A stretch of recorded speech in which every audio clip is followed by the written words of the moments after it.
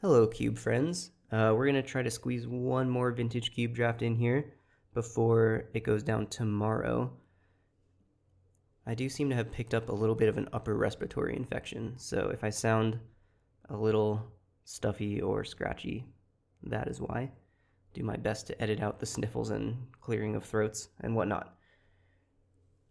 In better news, I mentioned that I figured out how to crop out my taskbar. I have also now figured out how to center my screen cap. So that's super exciting. No longer is there a huge black bar at the bottom of the video. Now there's two smaller black bars. This is probably not exciting for you, but it's very exciting for me. So another tiny quality of life improvement over there. But enough about me. Let's hop in, see what we got. All right, here we go. This pack, despite not having any power in it, has a couple of really powerful cards in it. Palace Jailer is a card I'm pretty excited to first pick. Other stuff I'm looking at here includes Gaia's Cradle, Animate Dead, maybe even one of the Mana Dorks.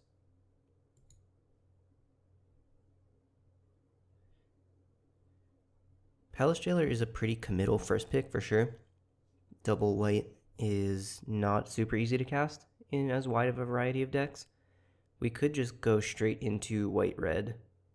That is typically the easy way. Fast Bond is probably the most powerful card in this pack, so I think I'm going to grab that and see where it takes us. We do have two really strong cards that don't really go in the same deck, but we'll see where we go.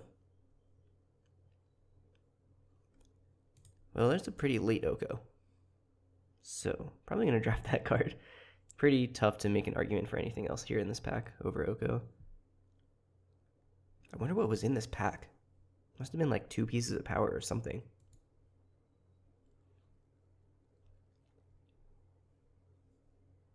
All right. If we want to try to play the Palace Jailer, I think Giver of Runes is a great pick as far as white cards go. Green is looking really quite open here, though, so I think I'm going to try and get this Fast Bond and the Oko into our deck. So I'm looking at probably Helana and Elena on that front. Razorverge Thicket also lets us potentially play our green cards alongside Palace Jailer, so that's also a pretty powerful pick. Skull Clamp, a good card. We don't really have anything to do with it right now. This is kind of an interesting pick. I might play it safe and take the Fixing Land.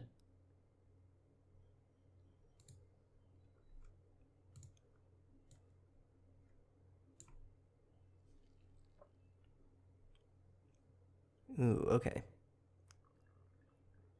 Interesting. So Atali is one of the premier reanimator targets in the cube, but we don't have anything to build towards that. And we just passed the player to our left into reanimator, probably, with our pack 1. So I'm thinking Titania is a really interesting ramp payoff here for our Fast Bond. Let's go with Titania. I like this card.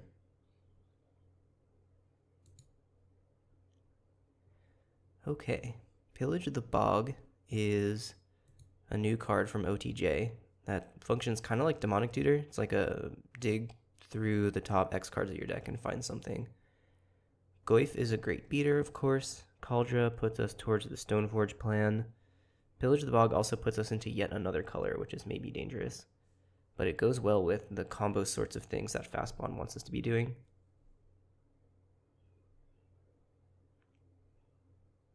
Let's give that a go.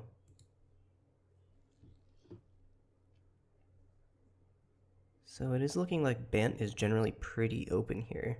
We can honestly just try to cast all of our cards, except maybe Pillage of the Bog. If we grab this Teferi and we pick up enough fixing, we can be just Bant broken stuff.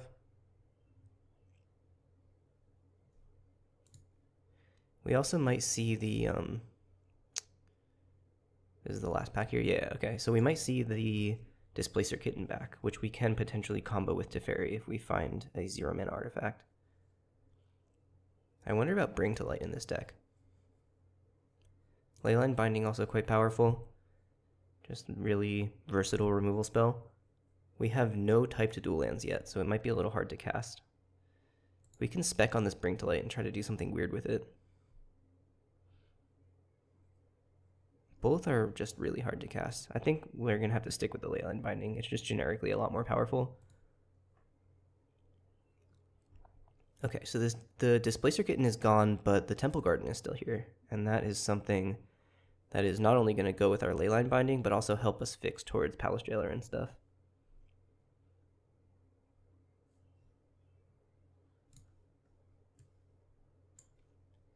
Blade Splicer, or possibly even Indatha Triome here.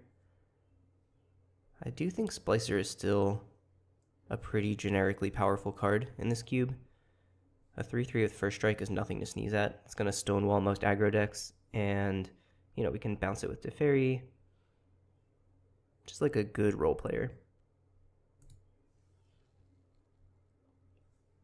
Ooh, okay.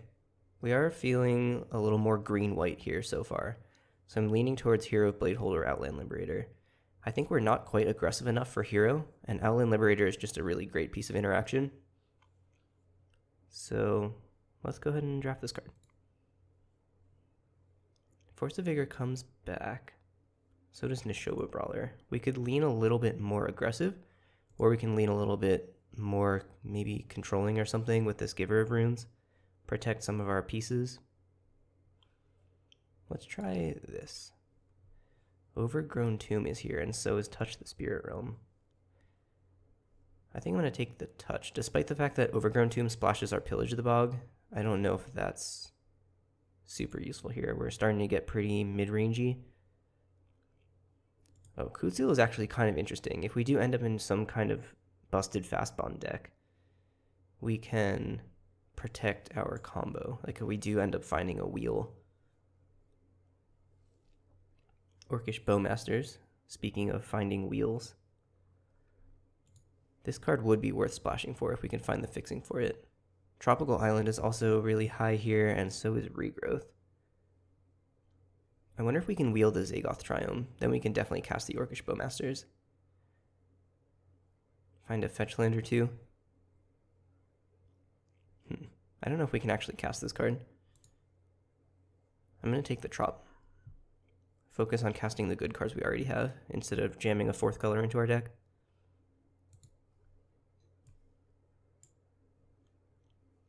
Lion's Eye Diamond is a 0-mana artifact, as we mentioned, but we didn't find the Displacer Kitten. So I'm liking the look of Waterlogged Grove. I'm liking the look of Timeless Dragon here. We're passing a crazy, crazy black deck, unfortunately. But I don't think we can really support those cards right now. Waterlogged Grove casting our Oko and our Teferi seems pretty important.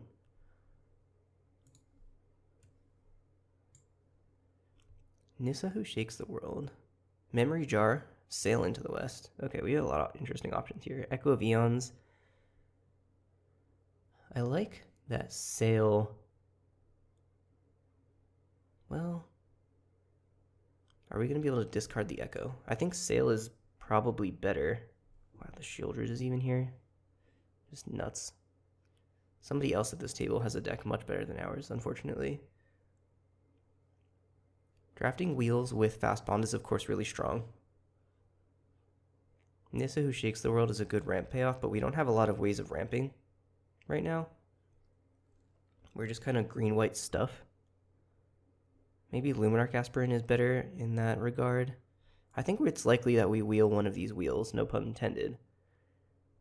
So maybe we'll just draft the stronger card now and see what comes back.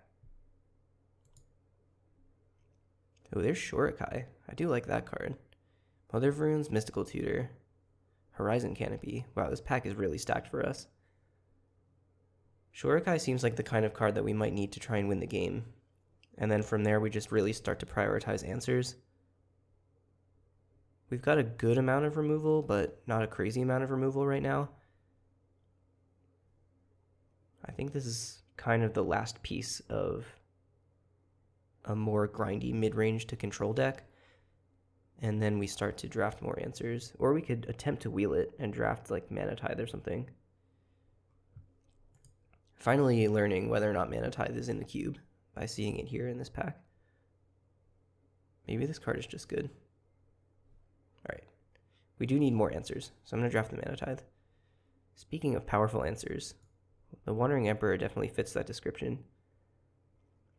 This is a game-ending threat and also a removal spell, and I mean, what more could you ask for?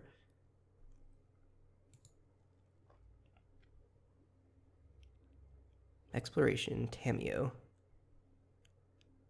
Cryptic is an answer, but impossible to cast in our deck.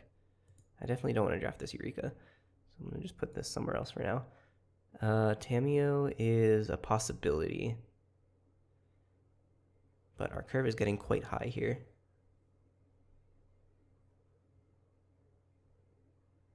I wonder if, I was going to start musing about drafting this Bayou and seeing if any of those powerful black cards come back, but obviously that is not going to happen.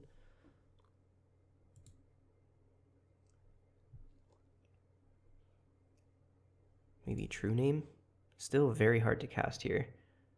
I wonder if we're priced into taking this Talisman to open ourselves up to more blue cards. I don't hate it. Talisman is also good with Upheaval, which is good with Fast Bond, if we do end up finding something along those lines. Ooh, Tishana's Tidebinder. I like this card as an answer that's also a threat, but we might have to take this Mana Leak or the Portable Hole, perhaps. Generous Ent also gets us all of our colors, so this is actually kind of a fetch land here. We have a Trop and a Temple Garden. That might be the pick, actually. This is really critical fixing. Okay, Arbor Elf comes back.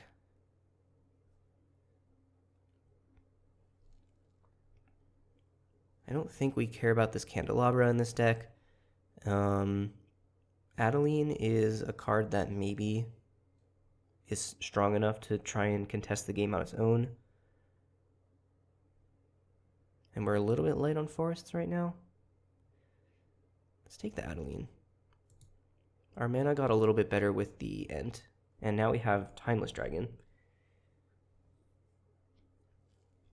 Which, if we can find a Hallowed Fountain or a Tundra, really gets us there, because we already have this Temple Garden.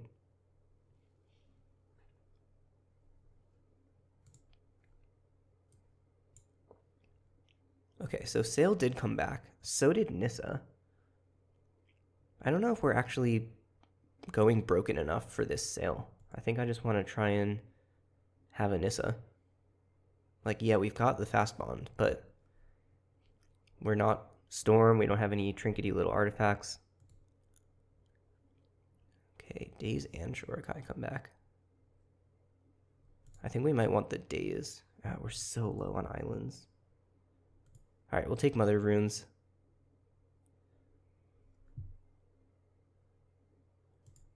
That is pretty late for Mother of Runes, I gotta say. And I don't know, Cannon's maybe fine. We'll see if this makes the cut. I'm gonna sideboard it for now. Exploration, maybe. Maybe we play this card. I'm not totally sure. Elspeth probably makes the cut too. If we can find something that lets us cast or lets us play lands from our graveyard, then that would be cool. But now we have to find a way to splash this 4th Eorlingas, which is not going to be easy, but a Taiga or a Stomping Ground will do it, or any green-red Triome. Utopia Sprawl is really good here. Lorien Revealed is really good here as well. I think we are going to have to take this 4th, sideboard it, and see what fixing we can find. It's just so powerful. Okay, Volcanic Island is close, for sure. Sacred Foundry can be fetched with our Timeless Dragon. So that's got to count for something. And then, yeah, I think we have to draft this Sacred Foundry. I would have preferred probably a forest that does it. Or, you know, maybe both if we're wishing. But Sacred Foundry is pretty good here. I think we can maybe splash the 4th off the back of this. We'll see if we get any fetch lands. Okay, Green Suns. Okay, Proving Ground is a red source that can be fetched with our Generous Ent. So that's pretty cool.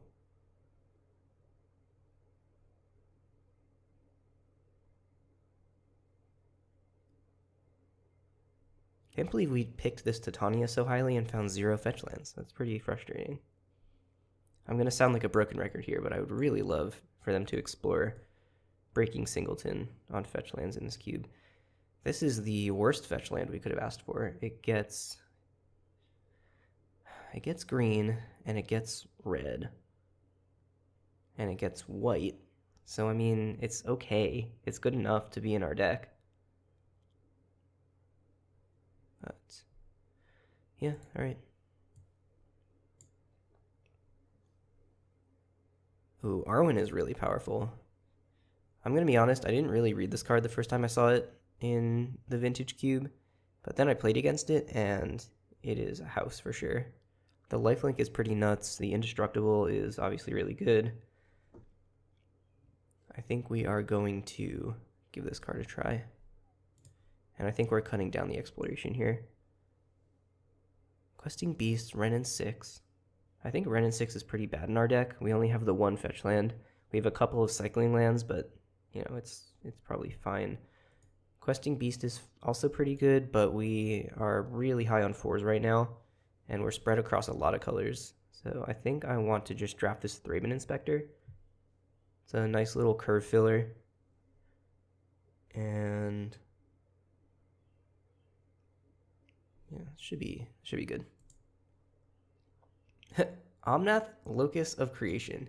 We have accidentally backdoored ourselves into a deck that has exactly Omnath mana in it. And so I think I'm going to go ahead and try and cast this card, as I was just talking about having too many 4-drops, but I don't know. How do we pass this up, right?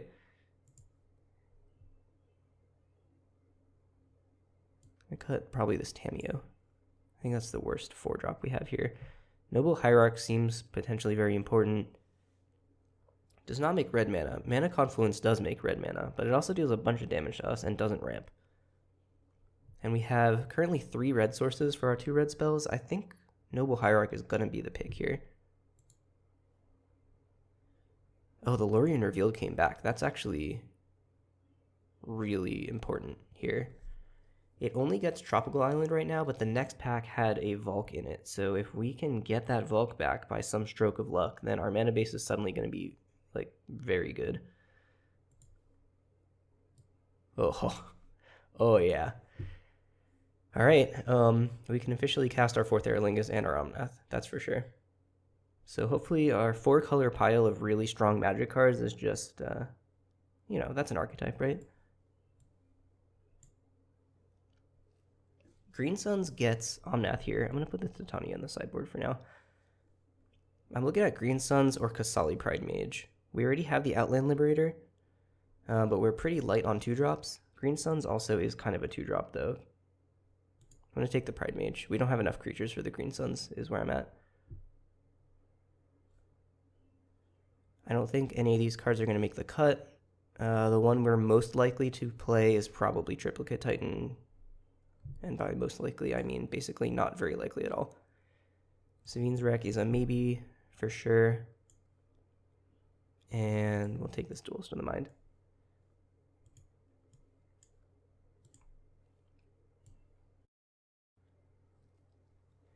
All right, neat. This deck is cool. It's got a lot of weird cards in it that I can only hope we will be able to cast. Fastbond plus Omnath is pretty spicy. It almost makes... I think I'm going to put this Exploration back in, actually. As usual, we are going to play our land cyclers, at least the 1-mana ones, in our land slots for sure. And then I think the only other card here that I'm kind of maybe on is Savine's Reclamation. So let's pop that in there and see. We are pretty light on creatures for Arwen and for Adeline, but I think the cards are powerful enough on their own that we probably want to keep them. We've got the Mother and the Giver here. We ended up less controlling than I thought we were going to be, like kind of midway through the draft. So I'm wondering if maybe we're supposed to, I mean, we can't really shave down on the ley line binding at this point. We just have every single land type in our deck. So that's pretty cool. I think Kutziel is probably one of our weaker cards. We have plenty of 3s. Do we have any cute synergies with Blade Splicer here? We can bounce it with Teferi. We could turn it into a 3/3, I guess, with Oko. It's always an option. Yeah, maybe Savine's is just not that good here. A lot of the most powerful things that our deck does are on the 4+ side of things. And we only have the 1 fetch land, so it's pretty hard to use that as a ramp spell. So Thraben, I wonder if Thraben plus Noble plus Talisman plus Plane Cycler lets us shave a land, but shaving a land with Exploration and Fast Bond in your deck is kind of dumb. So I think I might actually just cut the Exploration for another land. We might have to actually shoot for 17 here. And then I think the last cut here is actually just going to be Giver of Runes, most likely. Mother of Runes is powerful enough on like all by itself that I think it's worth playing here, even with our relatively small creature density.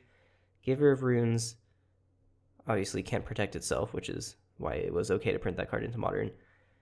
And so, like, just eating a removal spell, I don't know. Yeah, I think that looks pretty good. So this is 23 spells here. Going to bring in these 10 cards. All of these cards are lands we actually want to play because we are kind of a 5-color pile at this point. And we're going to have 7 basic lands in our deck. We don't have any way of fetching basics, so I don't really feel the need to play a mountain or even an island in this deck.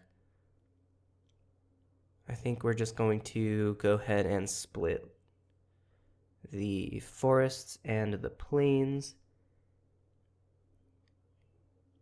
And we're roughly even in here as far as the non-basics and land cyclers we've got here. So I'm just going to go ahead and do 4/3 in the basics here. I don't know why my suggested lands are not saving from draft to draft. I'm going to have to try and figure that out so that I don't have to keep changing these every time. That's looking pretty good. Excited to cast some Okos and some Omnaths. We are on the play against Story Milo. Let's take a look here. So we can cast a turn 3 Adeline. We have the mana for 4th Eorlingas, and we also have the best card in our deck in our hand. So, I mean, this hand doesn't do anything until turn 3, which is always dangerous in Vintage Cube. But as far as power level goes, we have most of our best cards. So let's give it a try.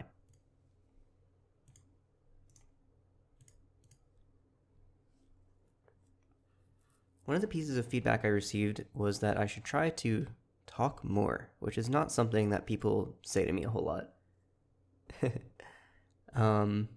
But yeah, I'll try to talk through my thought process a little extra here.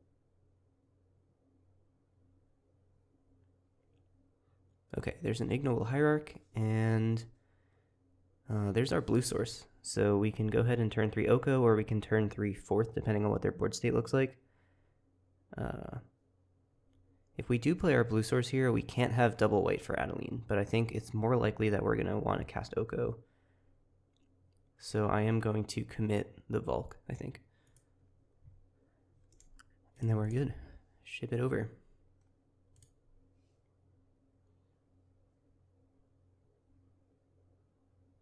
Oh, they don't have a land, maybe?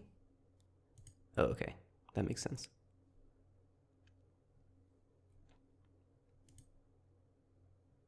This might be a little bit of a problem for the... Oh, okay. Yeah.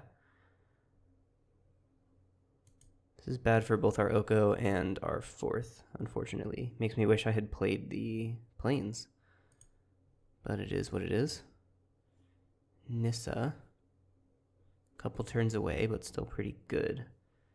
So my thinking is if we Oko, they probably spend their entire turn dealing damage to the Oko, and that brings us closer to being able to Adeline. So let's go ahead and play the Plains so that we can plan to Adeline next turn.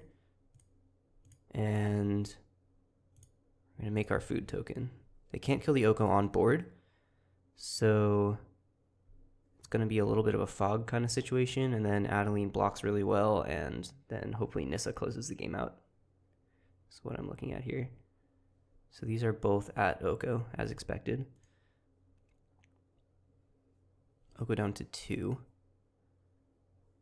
And then we still get to make a 3-3 and a 2-4 next turn.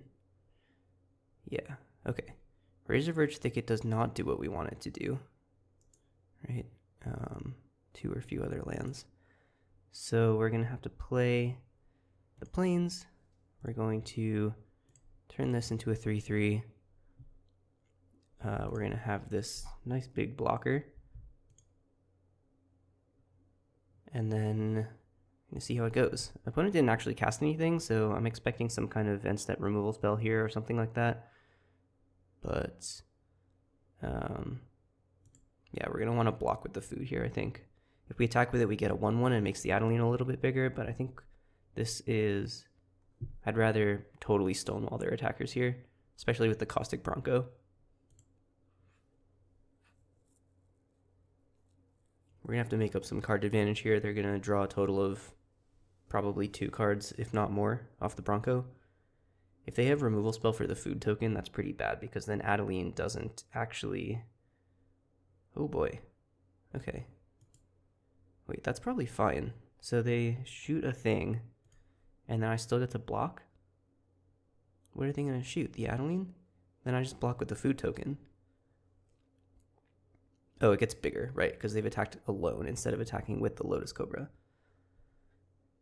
So here, if they shoot the food token, then I just bounce with the Adeline. And I think that's okay.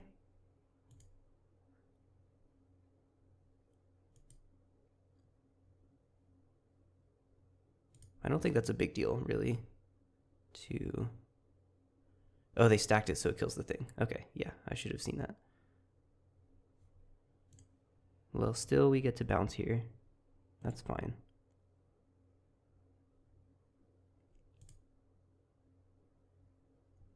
They are over there drawing a ton of cards.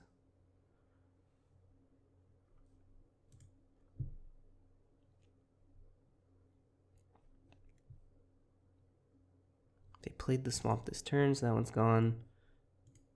Last turn, did they play the forest? I don't think so. Reveals forest. Yeah, they did. Okay, so I don't know any of the cards in their hand right now. Okay, Adeline down.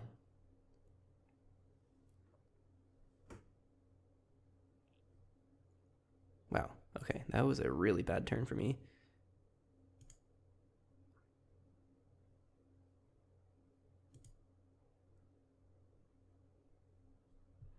So what we're going to have to do is make the Nissa.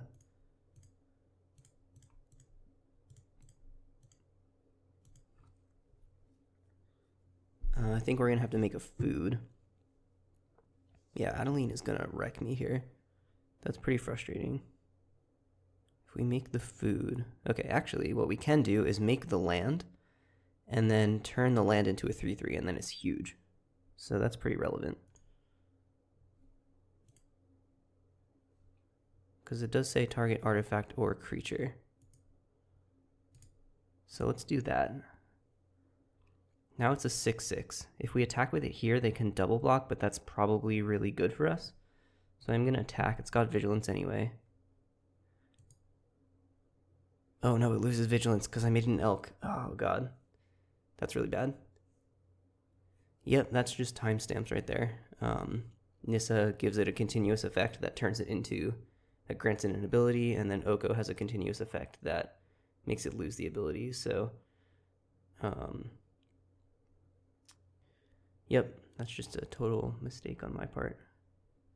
I wonder if we're able to win the race here. Like, if they swing out at the Planeswalkers, I guess Adeline has Vigilance, but I can untap my Forest and then fourth Eorlingas for just an absurd amount.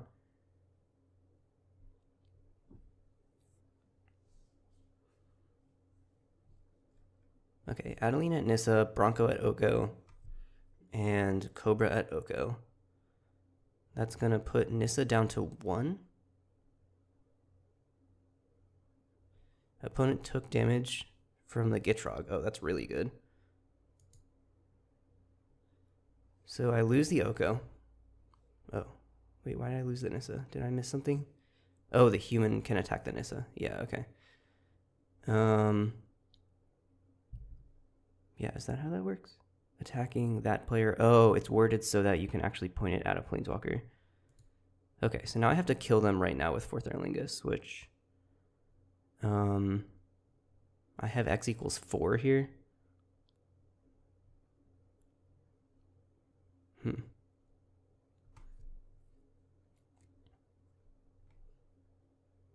Well, I'm going to shock in the Temple Garden. And I am going to deal them, looks like 6 damage. This doesn't gain them life, right? It makes me lose life? Okay. And then when they attack... Oh, or I could make 3 2/2s, and I could attack with the Plains, which is a 6/6. And that would force them to block with Adeline. 6... No, that would put them to 1. I still think that's a good line. I'm going to pay 2 life here. I'm going to cast 4th. And then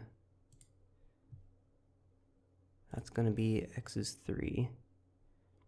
And then here I can attack with all these. And this is a trump attack into the Adeline, but that would put them to 1.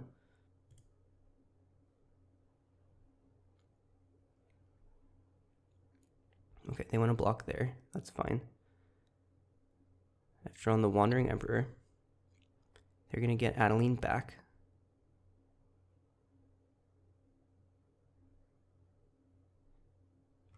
And they kind of have to saddle. Is that what this is called? Yeah, saddle. They kind of have to saddle the Caustic Bronco here, I think. Which is kind of interesting. If they attack with it, they run the risk of just dying. They do have the Gitrog in their hand, which I don't think gains them life. Yeah, it just ramps them a bunch. So...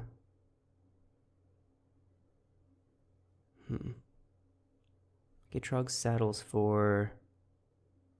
Yeah, that's fine. You can have my Luminarch.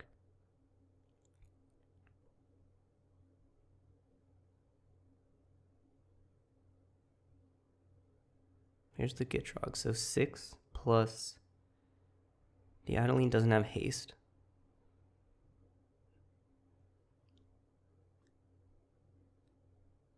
No crew there. They're just going to slam in for 6. Yep. Or 7 plus 1. Yeah, 8 total. Counting the Exalted and the human token. What do I have here that can 5 them? Emperor puts a counter on a Trampler, but they have infinity blockers over here. I can touch the Spirit Realm, my own Adeline, which returns it to me. That's probably pretty good. And then Wandering Emperor, I can hold up and exile an attacker. They do still have the Monarch, and there's not really anything I can do about that here.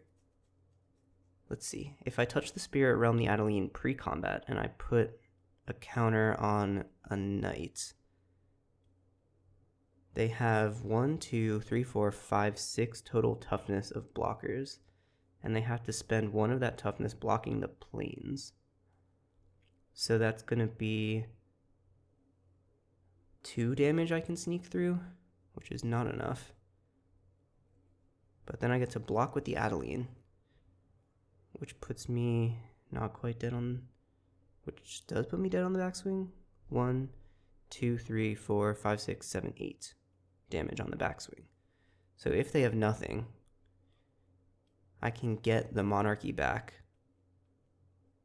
I guess I get to deal the damage anyway, even if I don't Wandering Emperor. So I can hold the Wandering Emperor, get rid of the Adeline, and then, yeah, 1, 2, 3, 4, 5, 6 total toughness. But if they don't block the planes, they die.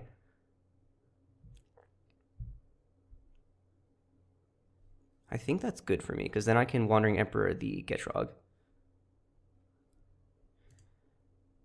Okay. Oh, I can't. Oh, I don't have enough mana to Wandering Emperor plus touch if I attack with the planes.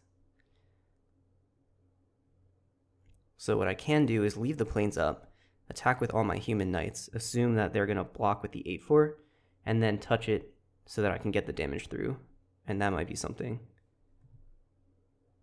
Then I can leave the planes up and Wandering Emperor them. Okay, that feels kind of good.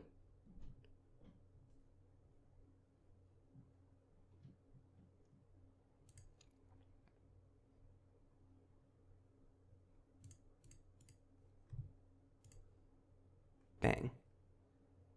Okay.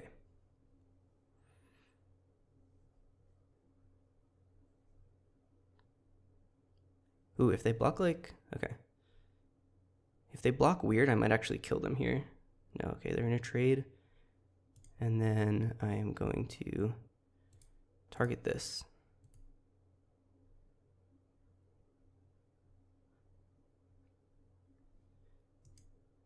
Draw X cards. Sacrifice creature's power.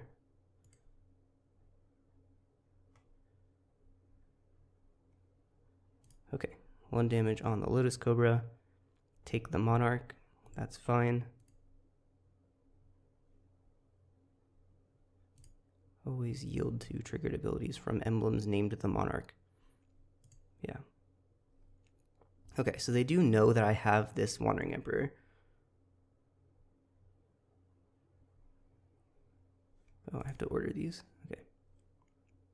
Yep. And yep.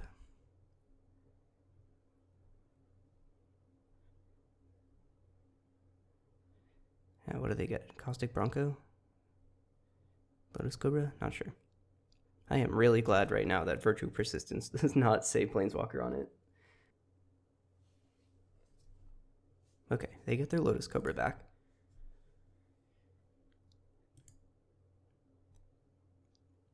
I don't know if they can even afford to attack with the Gitrog monster here. But if I flash in the Wandering Emperor and make a 2/2, then I'm feeling quite ahead with the Monarch and a Planeswalker ticking up. The only saving grace here is that they're at 2. If they weren't totally dead on the backswing, that would be a big problem. Saddle. Wow, this thing has Saddle 1. So they're gonna draw 2 cards and put 2 lands onto the battlefield, but I'm gonna get my Luminarch Aspirant back, which seems really good for me. Okay, so you go to combat. You attack with just the Gitrog. Now, in response, I'm going to Wandering Emperor. Oh my god, my Plains doesn't have for mana. Got got by my own Oko a second time this game. Okay, I should have seen that coming, but I didn't. Yeah, okay. So what do we do now? We block with the planes. That's fine too. Get the Luminarch back. Attack with a 3/3 haste trample. Get a 1/1. The Gitrog has trample, so maybe I double block? They can't kill both things. Is the Adeline important for pushing the damage through here? I don't think so. Okay, I think this double block to stop them from drawing a card is important.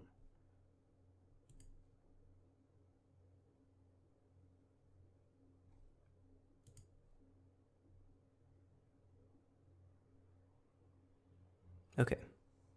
They took the plains.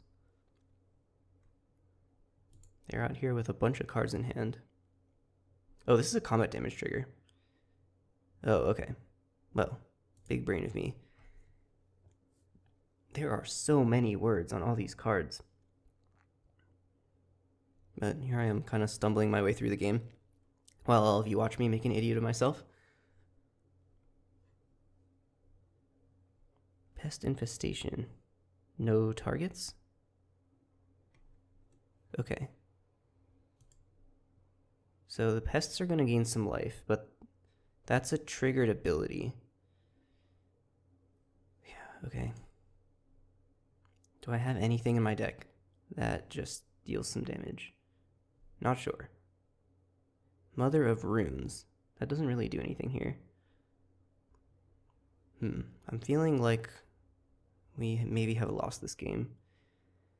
But what I can do is Wandering Emperor now, exile the Valky, get my Luminarch Aspirant back, cast Mother of Runes, attack with a big Adeline. Not big enough, though. The Tarmogoyf is huge. 6/7. I do get to gain some life by exiling the Valky, and I also hopefully get them to attack my Planeswalker. Okay, I don't think I have any good attacks here, but I can grow my Adeline, grow my board, show a Mother of Runes. Mother of Runes is going to be really critical here.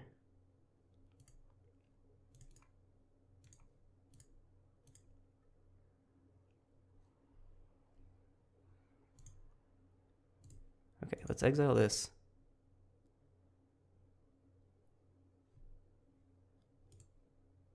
Let's cast this thing. Let's cast this thing.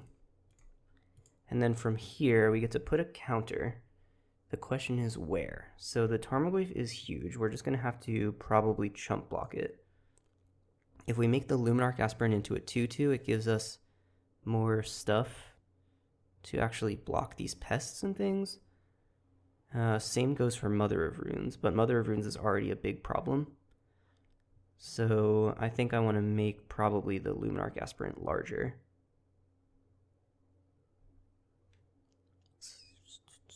Because the Mother of Runes is already going to be a removal magnet, so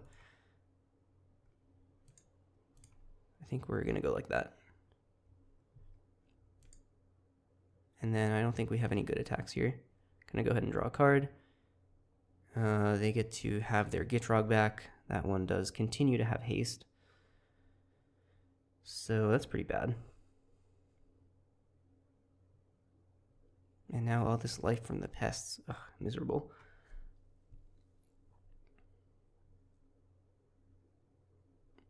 Okay, I get to Surveil one and add a mana of any color.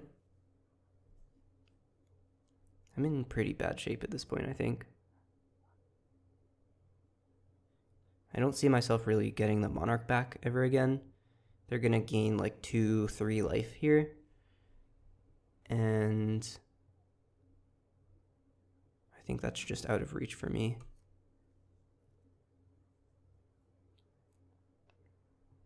Saddle the Gitrog. If they attack with their humans, then actually, let's see. Maybe last turn I could have put a counter on the human, on the knight token.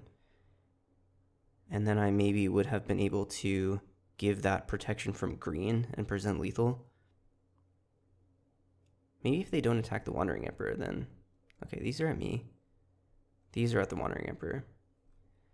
Okay, I think I messed that up. I can get 3 damage through. Or, I can get 1 damage through. And not 2.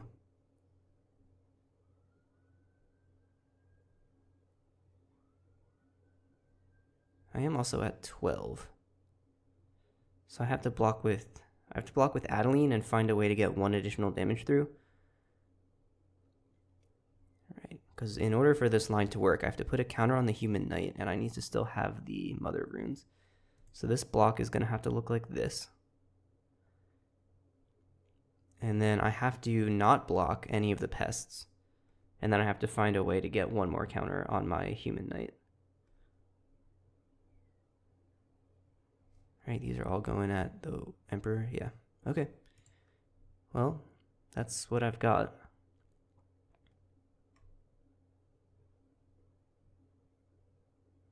They can sack their Lotus Cobra to draw 2 cards. Oh, they chose not to. Okay. This puts a +1/+1 counter on a creature. And a lifelink counter on that creature. Okay, so if they have nothing, we did it. We're going to cast this card.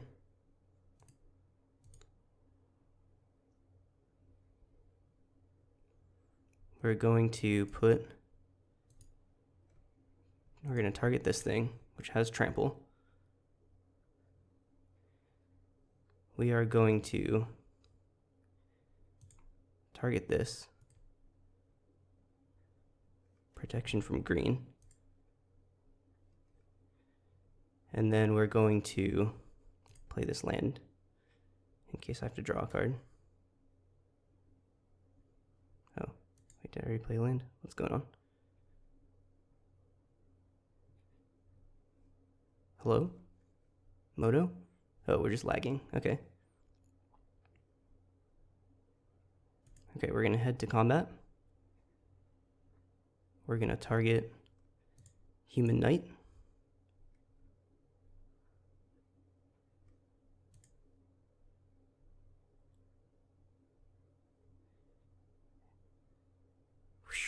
Okay, yeah, we did it.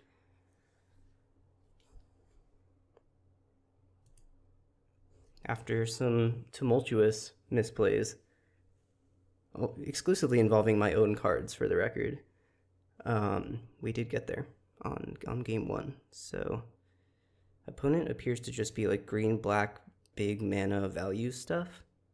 So I'm trying to think, how do I get a better long game against this? Like Tamiyo kind of represents that. I'm not quite as interested in cards like Mana Tithe, which are going to be relevant in the early game, but super irrelevant in the late game as they gain a huge mana advantage. Oh, my opponent has disconnected. I wonder if they are experiencing similar lag. Well, I am going to continue making my cuts here. I don't have a whole lot of lag at the moment. So I'm going to bring the Tamiyo in. I think the regrowth effect is going to be important potentially. And we'll see if my opponent comes back. Okay, looks like my opponent is back. I have a turn 1 Mother of Runes, and that's honestly good enough for me. So I am going to keep this one. Potential turn 2 play in Touch the Spirit Realm. If you find a green source, we've got the Pride Mage. And then, of course, we can use the Touch on turn 3 if we need to. Love this triple Plains Omnath hand.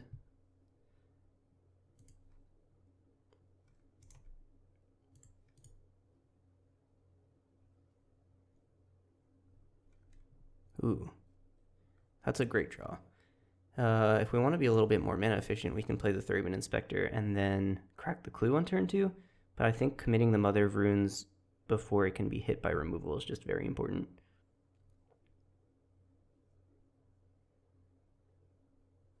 Mana Crypt. That's a good draw. Crucible of Worlds and Strip Mine. Okay, guess we're not going to be able to play this game. So this is probably a spot where I'm going to start attacking with the Mother of Runes. We're never going to have more than 1 land this game. And so we just have to hope to clock our opponent out and hope that they die to their Mana Crypt is our only out here.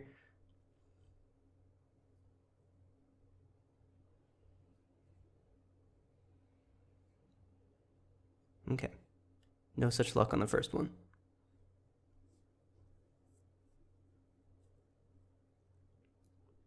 Ooh, okay, they didn't want to strip me there. That's really important. They do have a big blocker. That is bad. but now we can play Outland Liberator and we can kill their Crucible. So we are sort of back in this game.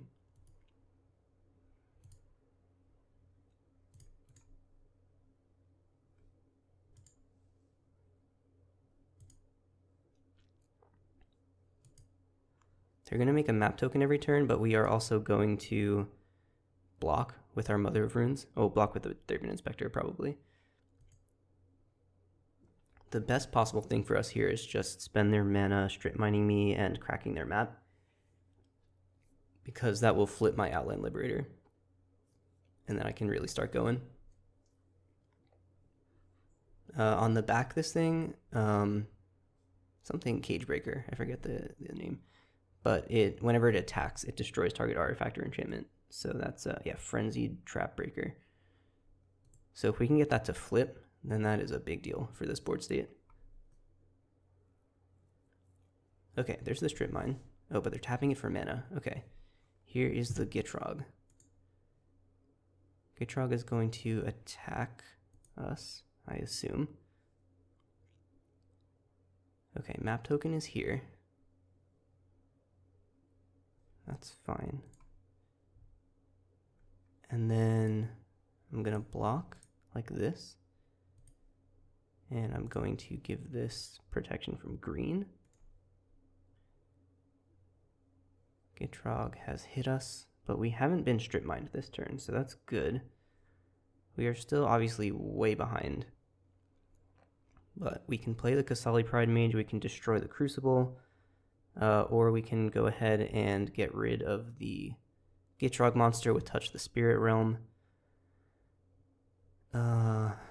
Okay, a lot of lines here. Vigilance on the Sentinel is just kind of backbreaking. I think we have to get rid of the Gitrog here. Just too much of a clock.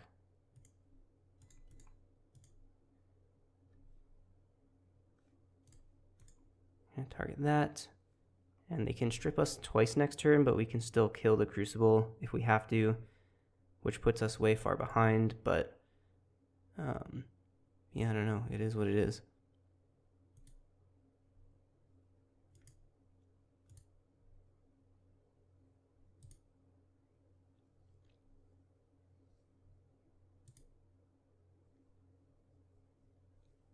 Have they lost any flips yet? They lost one flip? Yeah, okay. Fair enough.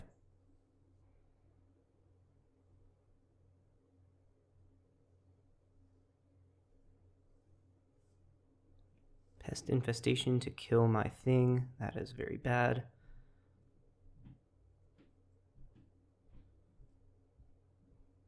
Gitrog still has haste. Yep, map token on the Gitrog. And I think we're pretty dead at this point. We're going to make the same blocks we did last time. We're going to go down to 7. They're going to gain some life with their pests. They attack like this. That is fine. We are going to block like so. Target this and protection from green.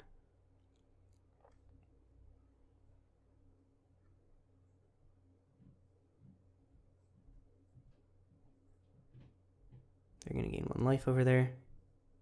Their clock is creeping towards mine, which I think is an axis we're going to have to start caring about in this match.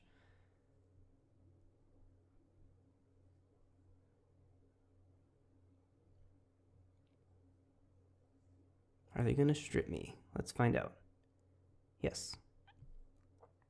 There's the strip back. Strip me again. Can't cast that. I am going to yield through this turn. I have no attacks.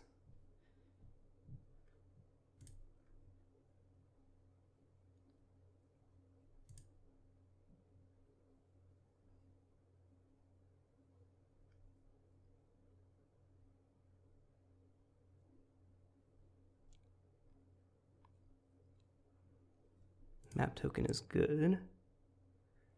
I am going to block with the Trap Breaker just to kind of make them play an additional turn here. There's the Bronco.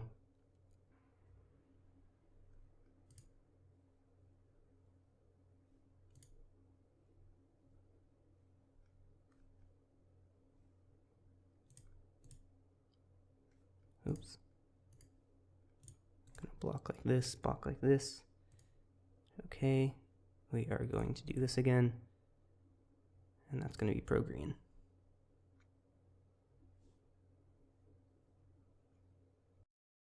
Down to 2, and there's pretty much nothing else we can do here.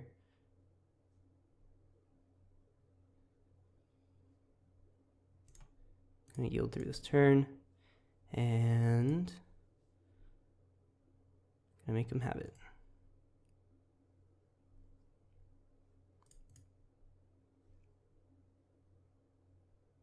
I guess I will just do this now. Save myself a little clock.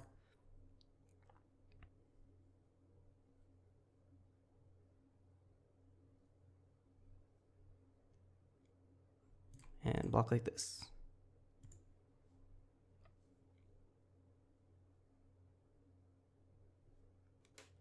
Okay, on to sideboarding. So, do we still feel that the Tamiyo is good? I mean, anecdotally, the Mana Tithe would have been really good in that match. I mean, I guess I committed the Mom, but there were spots where I could have cast it, I believe. And knowing that opponent has Mana Crypt in their deck makes me want to go a little bit faster. So I think I'm going to bring this Tithe back in. The only removal spell I've seen out of them so far is Lochthwain's Scorn, which is the front half of Virtue Persistence. And so I wonder if Giver of Runes is actually really good here. Thinking about bringing that back in. And what would we cut there? Something slow, like Omnath maybe. Omnath is just so powerful though. Maybe Elspeth. I don't know how this opponent beats Elspeth though. Just like block all their stuff, make my stuff flying. Huh. Tough choice. Could be Talisman. Could be Wandering Emperor. No, I think it's actually just Elspeth. Okay. I would love to go first. Let's see what we got. Land, Noble Hierarch, no second land, but Talisman of Curiosity. I think I have to mulligan this. Just gonna have to make some fast decisions. Okay, Giver of Runes is good. I am going to put this Zeotora's Proving Ground on the bottom. Here's my Giver of Runes, and I will yield through my no possible plays.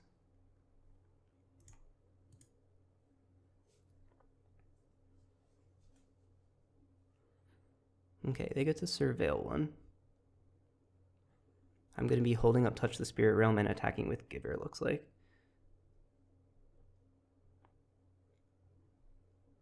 Or I could play this tapped. Maybe that's better.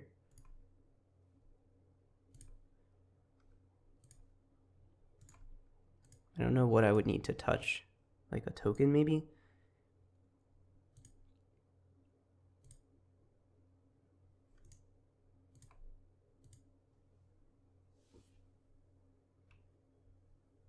Okay, that's pretty good.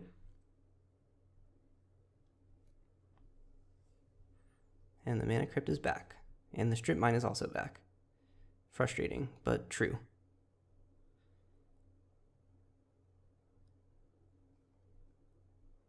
Okay, so I cannot actually cast my things, and I will pass.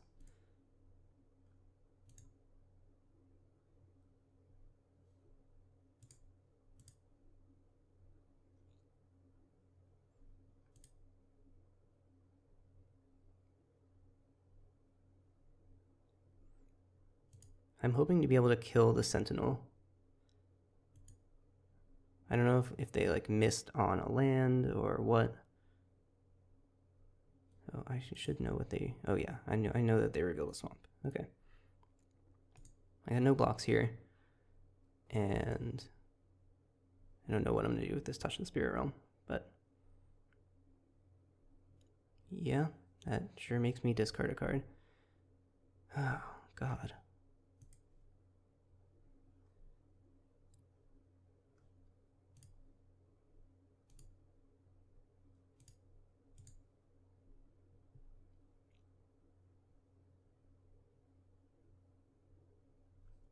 I guess I don't know what I'm supposed to do besides hope that my opponent does not draw Mana Crypt.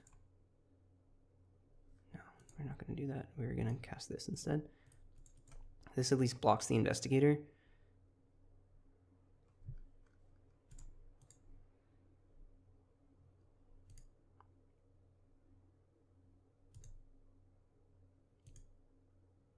If they attack with both, then... Oh, alright. Their removal has shown its face.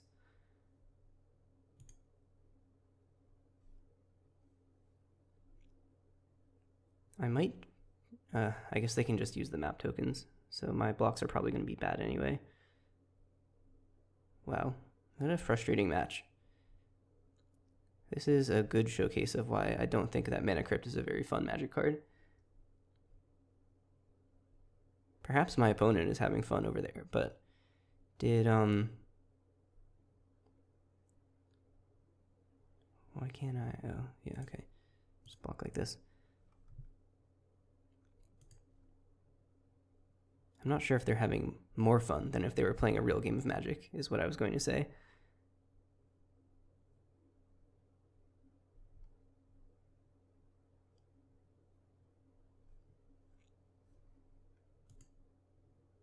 What do I have? Basic forests? Yeah, okay. I mean, they did draw 4 cards, but we're not completely dead yet, I guess.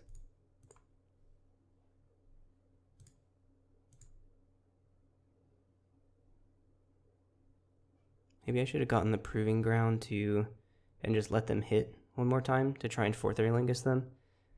I don't know. I've got a couple of untapped red sources in my deck. The Lorien Revealed does it. Yeah, great, sure. Trying to think. The Bloodstained Mire, naturally drawing the Valk. Oh, yeah, sure. Just grab your thing. Okay, now we're definitely dead.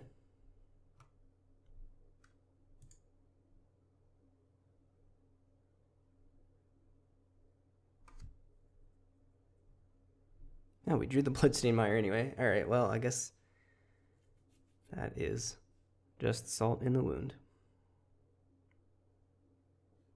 Yeah, we're dead. Alright, a frustrating match, but that is what happens when you put Mana Crypt in your cube. So,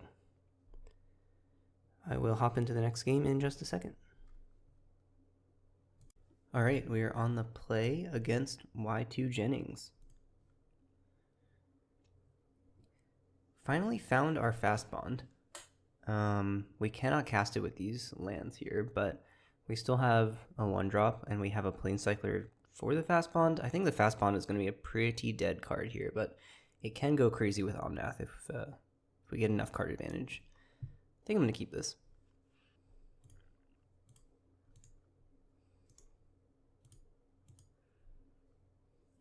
Oh yeah, we can Planescycle for our Temple Garden here. And then maybe we're doing something? I don't know. We have all of our colors for Omnath, except our Volk is... Oh, interesting. Okay, we get to do the thing here that everyone always says you sometimes get to do with 4th Eorlingas. I'm going to give it a go. We're actually just going to go ahead and cast 4th X = 0, and we're going to poke in with our Thraben Inspector and try and take the Monarch here.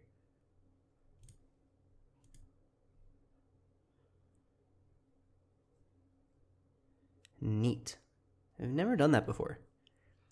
Feels pretty good against our blue-black opponent, I guess. Looks like maybe they're Reanimator. So, do we want to... I probably just want to save the Touch the Spirit Realm for their inevitable giant monster. So I think I'm going to cycle the Timeless Dragon and play a tapped Temple Garden here.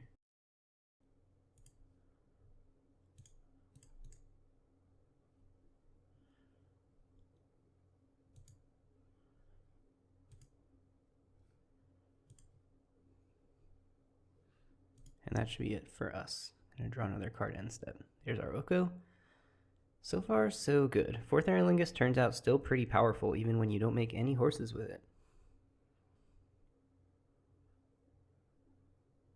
Okay, they discarded land. So maybe they are just a control deck, or maybe they are a reanimator deck that's breaking a little bit. Mana Vault is a scary card.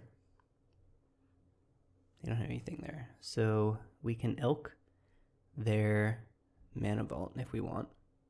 We can Elk our Clue token and start cracking in.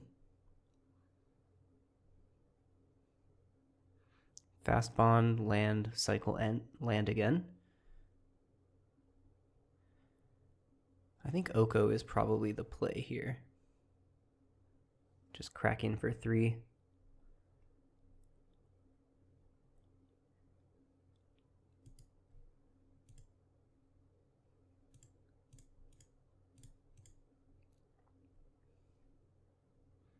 We're not super worried about card advantage at this point because we, again, are just going to have the Monarchy for the foreseeable future. So I even think I'm going to attack with both of my creatures here. The only thing I would be worried about flash threat wise is like Malcolm, and that card already has flying, so I don't think it really matters.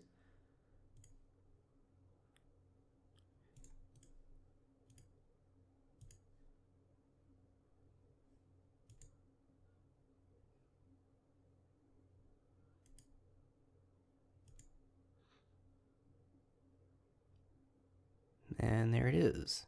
Nope, never mind. Baleful Mastery. Okay, I get a card out of this, so that's totally fine.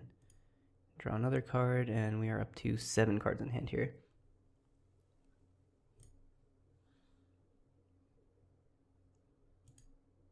I'm not even sure if I want to cycle the Ent at this point. We're pretty close to casting it.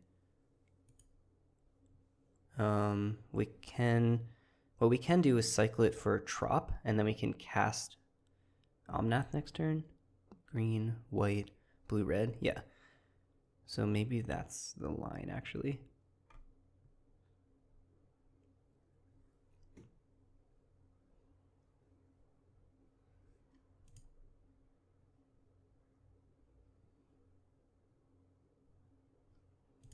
Okay, Dark Ritual. What do we got? Something scary, I'm sure. 7 total mana here. It's going to be like Grave Titan. Spell Seeker for something scary. Spell Seeker for Time Walk, maybe? Could be Spell Seeker for Reanimate, take my Timeless Dragon. That would be pretty sick, because then I would get it back with Touch the Spirit Realm. Ancestral. That is also a good one. Opponent will go up to 7 cards in hand to match my 3 turns worth of Monarchy over here. Duress, that's a bummer. Luckily, there's a ton of really good non-creature spells in my hand. I wonder what the take is here. If they have something to do, they might want to take the Touch the Spirit Realm. But I mean, the highest ceiling card here is probably Fast Bond, but the highest floor card here is probably Wandering Emperor.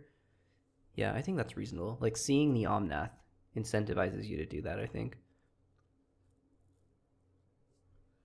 Okay, Elk is dead. That's fine. I'm still going to go ahead and get the Trop so that I can cast Omnath next turn.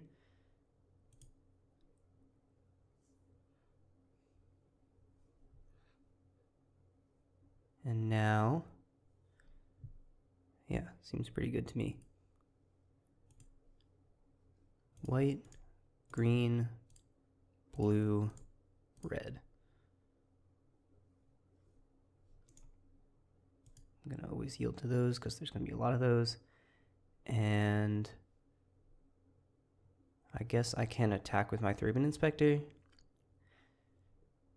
I'd rather block the Spellseeker, I think, in case they have a removal spell. Just keep drawing my cards here. I sure would love to have that fast bond, but alas. I guess they took the right card after all.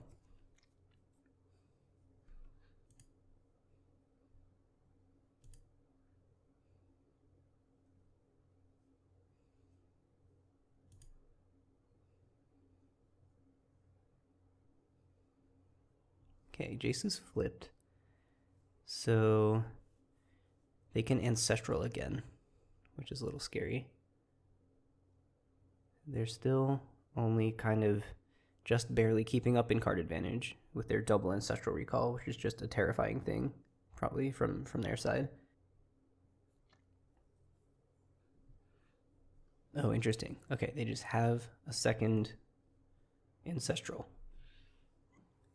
So it looks like they're going to draw 6 cards this turn, most likely, unless they find something relevant to Dark Ritual into. Seems like maybe they did. Yep. Okay. So it's going to be a total of 6 mana here.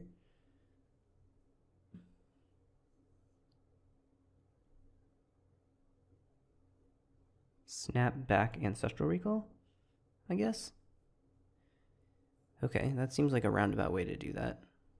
I'm not sure what I'm missing here, but I probably would have just targeted the Ancestral with the Jace.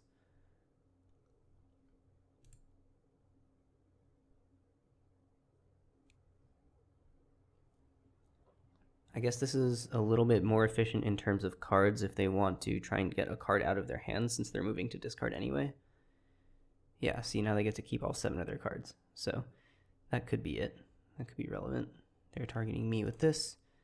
So they get to see... We'll see what it is in just a second.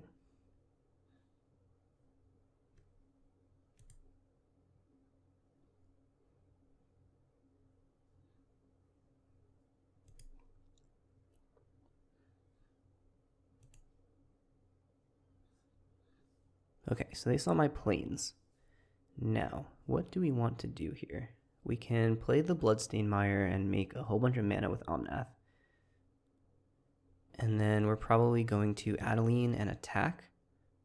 Okay, let's do that. First, we're going to gain some life. We're going to yield to that one. What do we want to grab with this? I guess that one. The only one. Okay, now we got a bunch of mana. We're going to spend a white mana and cast this Adeline. And we'll spend this and this. Oh, yeah. Okay. Kasali Pride Mage can grow our thing, and then we still get to... We don't quite get to hold up the Wandering Emperor because our land was tapped.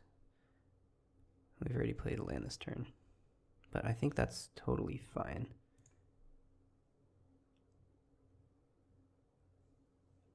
Was I able to 1, 2, 3, 4? Yeah, there was nothing I could have done to conserve all of my white mana to do that. So I think we're gonna let this drain, and then we're just gonna hang on to the Touch of the Spirit Realm.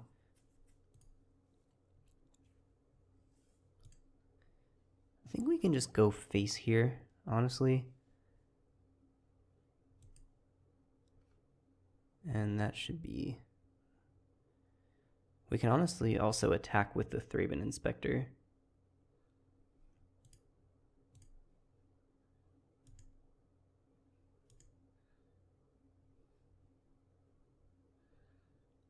This is going to do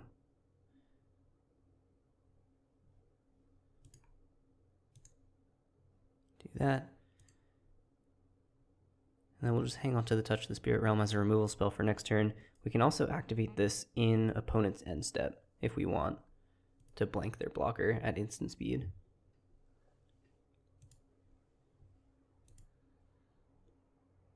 Outland Liberator joins the party.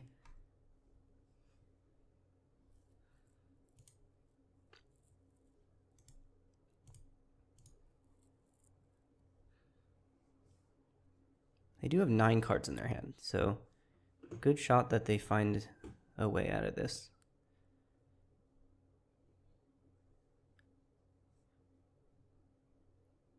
Okay, I get to see what I have. Hopefully it scares them. Sometimes you get the Gitaxian Probe concede. Oh, I can't beat any of that. But again, with 9 cards in hand, I'm going to guess they have something. But what they have may not be enough with only 5 mana. Okay. They also get to play around the Touch the Spirit Realm now. I don't think that card was... No, I'm wrong. That card was in my hand when they duressed me, so they already knew about that. I guess I can check here.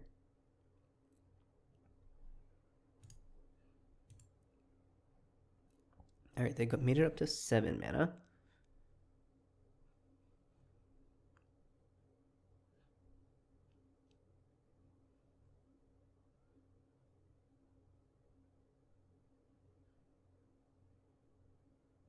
Yogwill. Terrifying. Okay, so they get to Git Probe, Lotus Petal, Frantic Search. Yeah, I mean, they could just kill me here. I don't have any interaction for this.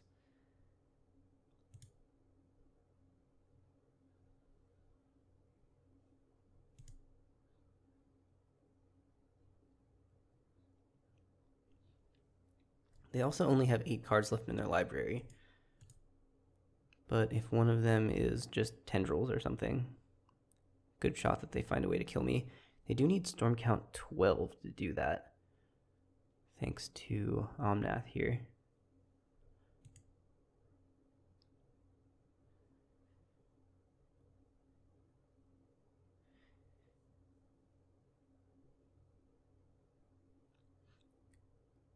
I assume we will see a Frantic Search here out of the graveyard, yep. Down to 6 cards in library. And they're going to untap into 5 mana. Gitaxian Probe will bring them up to Storm Count 8. Okay, here's a Mox Diamond.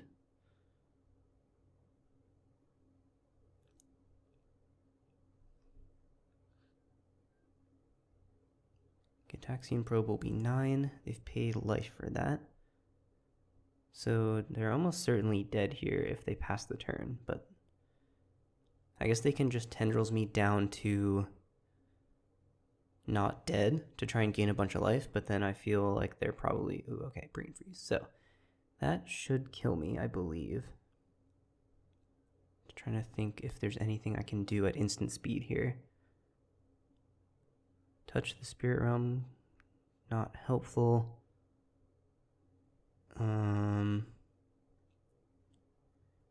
I can't make any lands enter the battlefield at instant speed.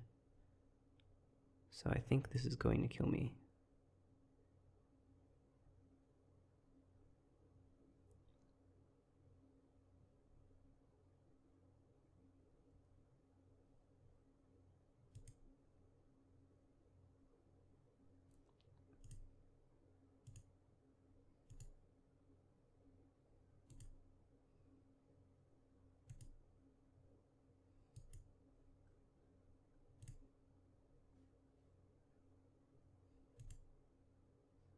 Okay, I am going to concede this game.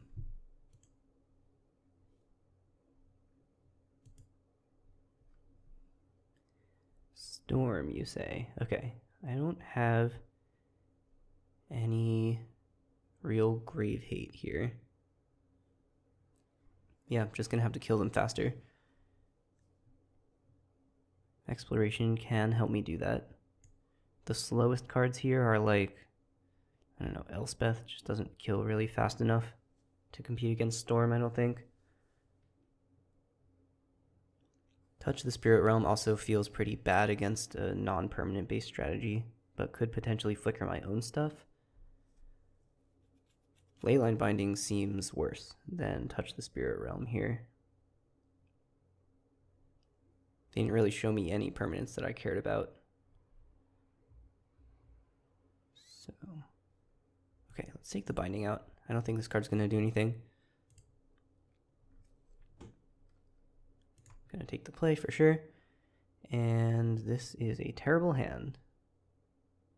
I'm looking at that. Okay, this one's a little bit better. I'm gonna keep that, and we're gonna put away probably Waterlog. Well, can draw cards with that. Maybe we just put away the Forest. We've got multiple green sources here. Okay. Lean on Plains. And should be fine. Yield through this turn.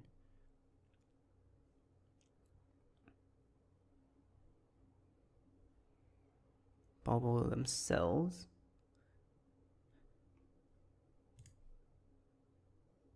And I'm just going to start clocking, I think. Ooh, or I can do both. If I play Fast Bond, no, that doesn't work like that, but still worth it.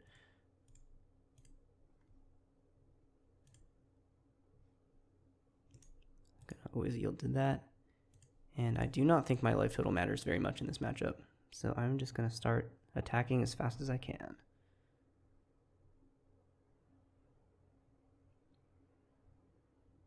No red source, unfortunately. But maybe one day. Okay, Teferi, pretty cool. I don't think that you actually cast the Storm Count copies, so I don't think Teferi does anything there. But, oh, I have 2001 land plays remaining, according to Moto. That's kind of cool. I guess there is an actual limit on what you can do there. I should have led with Teferi, just in case of removal spell. I did see Baleful Mastery out of their deck, but I guess if they Baleful Mastery my Kasali Pride Mage, that's maybe better than them Baleful Masterying my Teferi.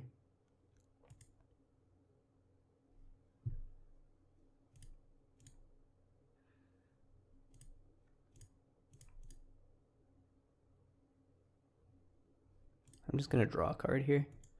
No targets.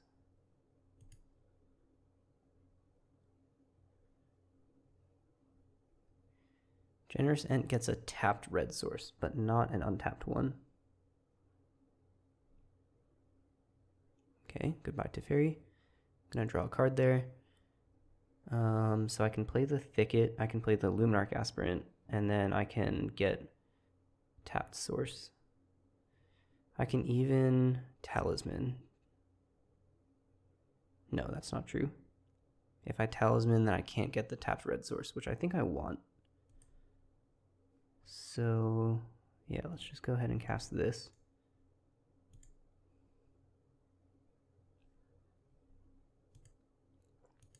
Gonna force cycle this. There is my red source. I'm gonna play that. I'm gonna take 1 damage. I'm gonna put a counter here, and that's it.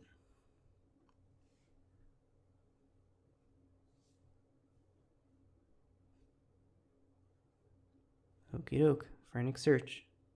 Hopefully this is a desperate Frantic Search and not a I'm about to kill you Frantic Search.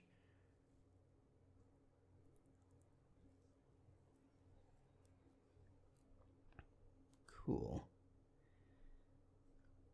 Okay, let's draw our card pre-combat just to see. Blue and green.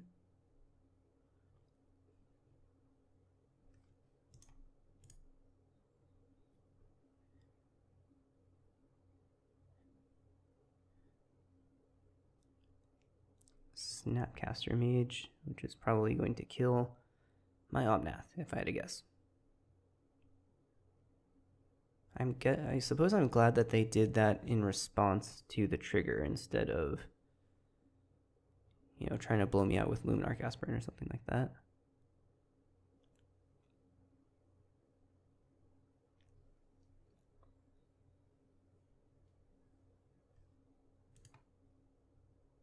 Okay, they paid 3 life on that one. I drew Lorien Revealed, which I think I'm just going to hang on to. I think the 3 cards is really good here. Always yield to this. And I'm going to crack in for 3.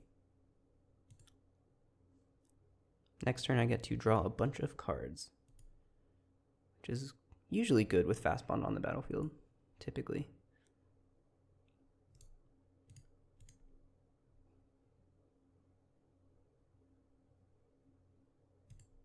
Okay, Spellseeker can get Ancestral. They're only going to pay 1 mana for their 3 cards. I'm going to pay 5 mana for my for 3 cards. So that's worse, if I'm doing my math correctly. All right, suppose we just attack them for 7 instead of drawing 3 cards.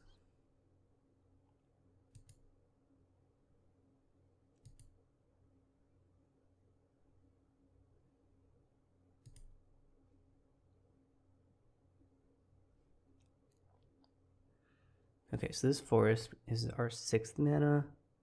The chances we cast Elspeth and Lorien Revealed are very small. So I am actually just going to commit the Elspeth here.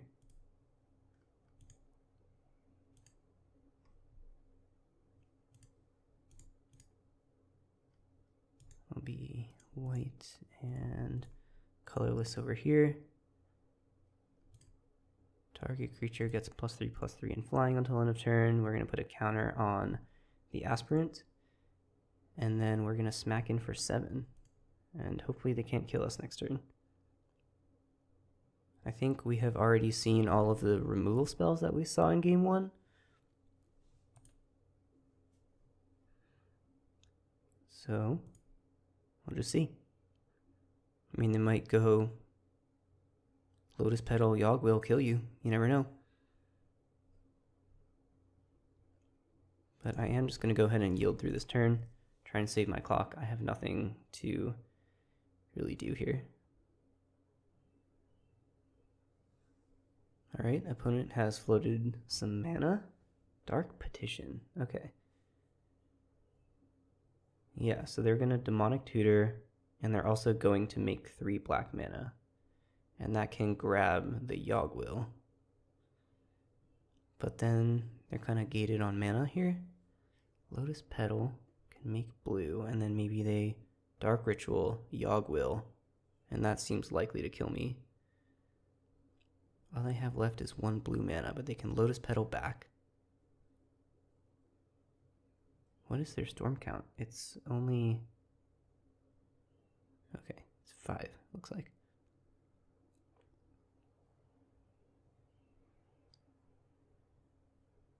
So if they cast a Brain Freeze here, it's not enough to kill me. And I don't... did I see any more free mana sources?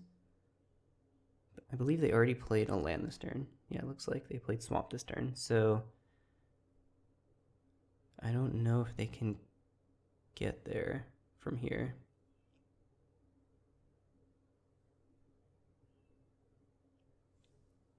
Maybe they were supposed to Frantic Search before they Yogg-willed. I suppose they can exile my thing with Baleful Mastery, but then they've wasted a ton of their... yep, okay, there it is. So they can put 3 damage on Elspeth. I'm going to get to draw a bunch of cards. Oh, they went face. Interesting. I want to reduce my fast bond mileage, perhaps. I am going to cast this Lorien Revealed. Blue, and that's going to be probably white, green, and then cast this. And we'll leave up the blue from the Talisman and the Proving Ground here. Okay. So we can make a total of 5 mana. Is it going to be Jailer? We can Jailer the Spellseeker, but then if they remove a spell attack, then that's really bad. I think it's actually just better to play the Blade Splicer here. This gives me...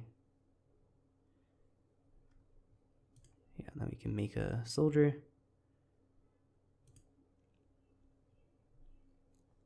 And this gives me lethal next turn.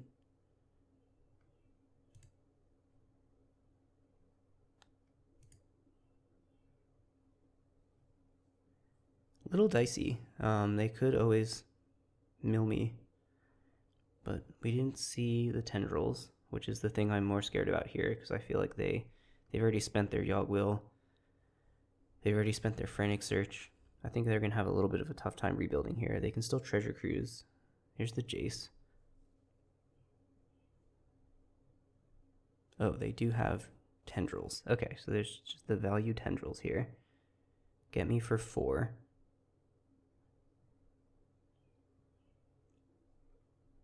There's Arwen, so I can gain a bunch of life here. I think that's going to be relevant. I don't remember. I mean, I guess they can flip the Jace and then flash back the tendrils, and that's going to be potentially lethal. So let's put this here and gain a bunch of life. I think that's what we have to do.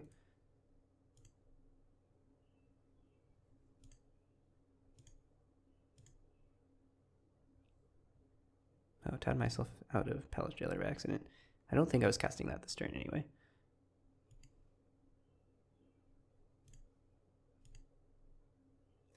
First strike, flying, lifelink, indestructible. It's like build your own Acroma or something.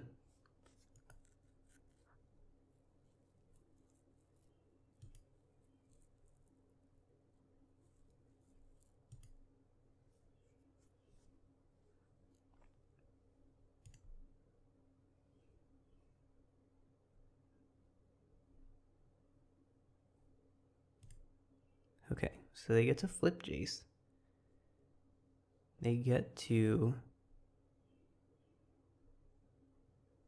Frantic Search. Yeah, I could have avoided this by Palace Jailering the Jace, I guess. Maybe that would have been smart.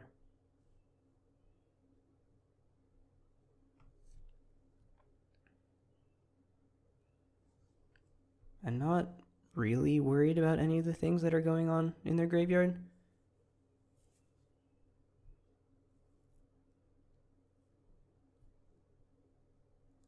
What else did I see in game 1 that I haven't seen yet? Brain Freeze, Treasure Cruise. Those ones for sure. Mana Vault, which doesn't seem to do very much here. Dark Ritual, which also doesn't seem to do very much here. Yeah, okay, there's the Mana Vault.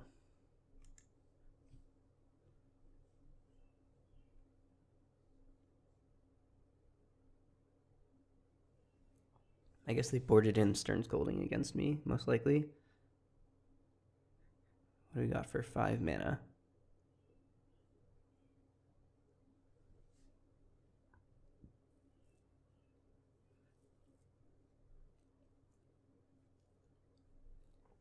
Targeting Ancestral Recall. Yeah, makes sense to me.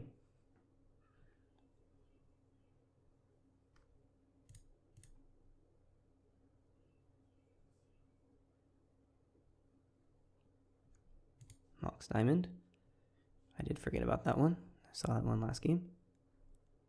Storm count is 3. They need to make it to storm count 7 to kill me.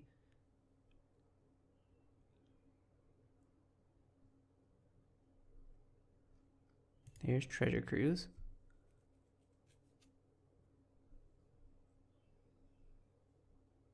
There's Dark Ritual. Up to 5. One more spell does it, I guess. Yeah, I think that's enough.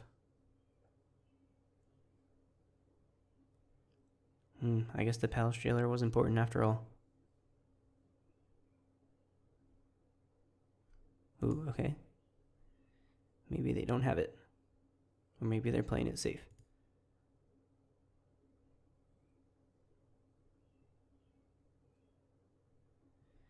Yep, that does kill me, I believe. I'm going to crack this in response. I don't think that means anything. Yeah. Wow.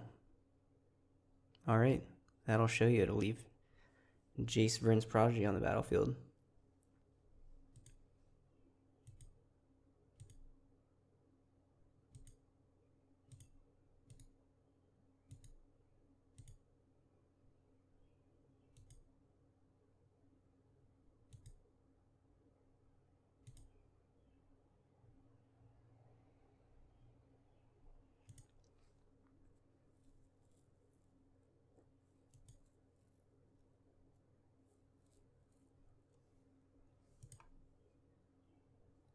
Alright. I think I should have won that game, unfortunately. But you live and you learn. That's the great thing about Magic. You pretty much learn something every game you play. And I think that's pretty cool. Alright, I'll be right back for match 3. Alright, we're on the play in match 3 against Lycanhog. I'll take the play here, and yeah, this hand looks pretty good to me. So the question is, do we lead on Hierarch, or do we lead on Mom? It's kind of interesting. We can fetch for that Sacred Foundry, if we'd like. An interesting question. We're not ramping into much here, so I think I'm going to go ahead and take the damage. The thing that would punish us here is aggro, and Mother of Runes is really good against aggro, so it's probably good.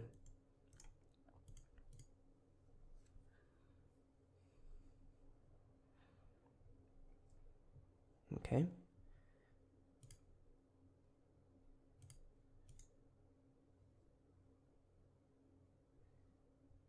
I actually don't think that this Lorraine Revealed gets us a second white source, but we do have the Hierarch, so that is fine.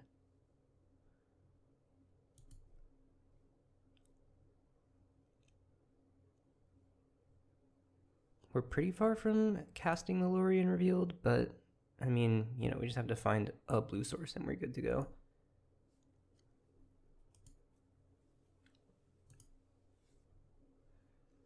Razor Verge Thicket, I believe, enters untapped here, right? Tapped on 2 or fewer other lands. Okay, cool.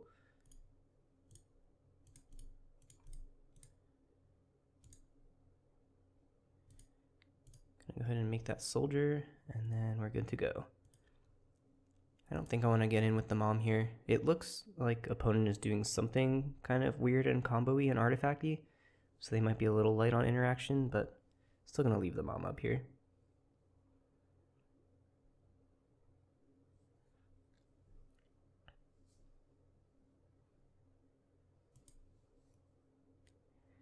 Frantic Search.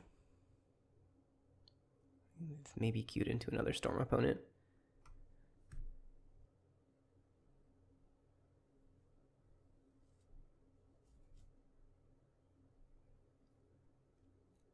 Grim Monolith. I think they could have made an additional mana by tapping their Talisman for the Frantic Search. Maybe that doesn't matter. I don't know what's going to happen next turn, but it's not going to be pretty, whatever it is. Go ahead and crack in with this guy.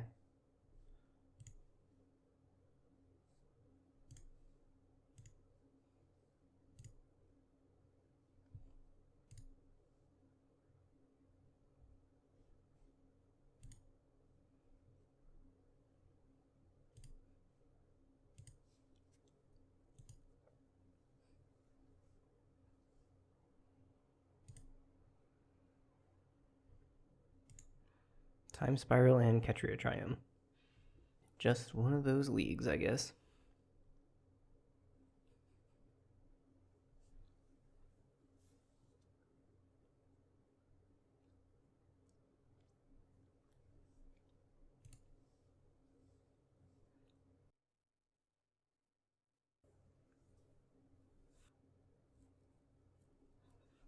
Alright, here comes the Time Spiral. Hopefully my 7 is better than my opponent's 7. Never mind, Coveted Jewel. Okay. That's 1, 2, 3, 4, 5. So they can't actually cast the Time Spiral here. They've already used their land drop this turn. And, I mean, I would love to take the Coveted Jewel from them with my attacking creatures. They have a Lotus Petal or something in there?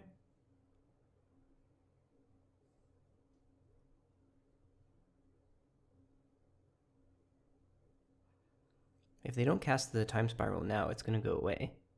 This is off of research desk, so can be cast until the end of this turn. The fact that they thought it was likely that they were going to draw a mana positive spell off of their Coveted Jewel makes me a little bit terrified of what their Mox Density probably is in their deck. They want white mana here.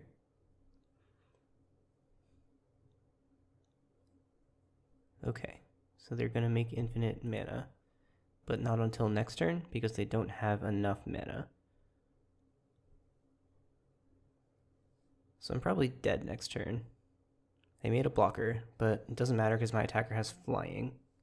I can take the Coveted Jewel and try to find an answer to the Zerta, I guess. I have multiple answers to the Monolith in my deck.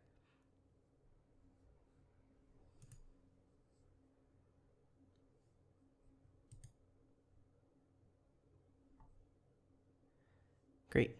Okay. So, grow this again. Move to combat. Attack you for 5 in the air. Take your Coveted Jewel. Draw some cards.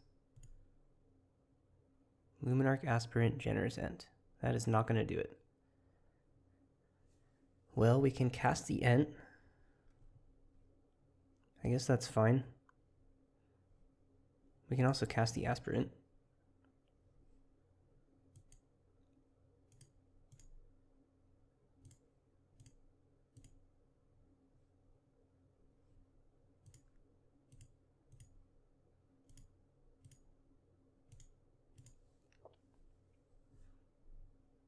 Yep, get a food and cast this Aspirant. I could have left that untapped, but I guess I can cycle the Lorien Revealed now. It feels unlikely to matter here.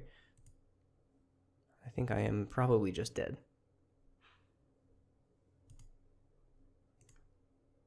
I'm going to yield until next end step.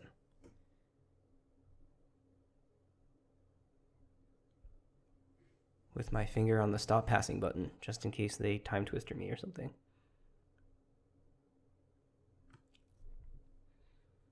But with how this league has been going, I'm sure they just already have the Walking Ballista in their hand.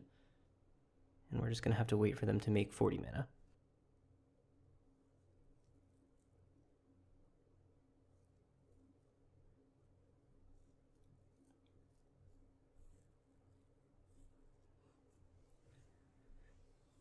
Okay.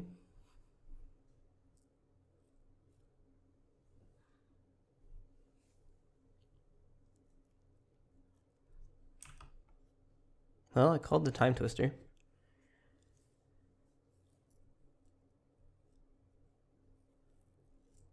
I don't think we are surviving this, but I will at least check to see what my new hand is in case I have something to do with 1 mana. I don't know that there's much of anything. It's a good hand. I doubt I'll get to use it, but we'll see what happens. Opponent is now just dead. Never mind. There's a bunch of life. Okay. I was going to say that Generous Ent having 5 power is lethal with Exalted Trigger plus Elspeth activation plus Wandering Emperor activation. But now, surely, my opponent will just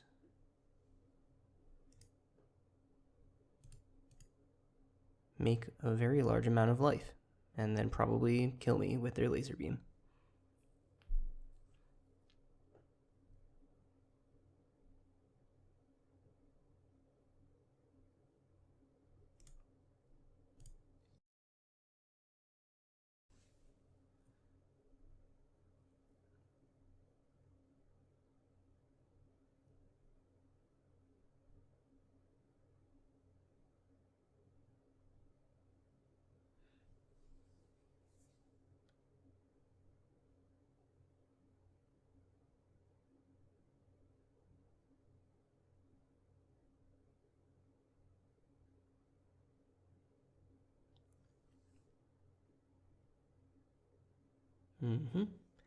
I should probably be saying something instead of sitting here in dead silence watching my opponent combo out at me, but I don't know what there really is to say here. They sure have a bunch of storm spells in their deck, and they are going to kill me with Aetherflux Reservoir.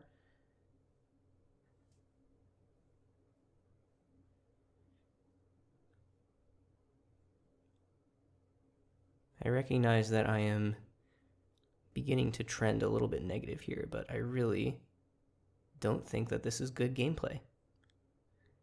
And I look forward to being able to bring cubes to this channel that aren't powered. I already have some stuff in the works on that front. I know that there's a lot of people who are really excited to watch powered cube content, but this kind of thing does get old pretty fast.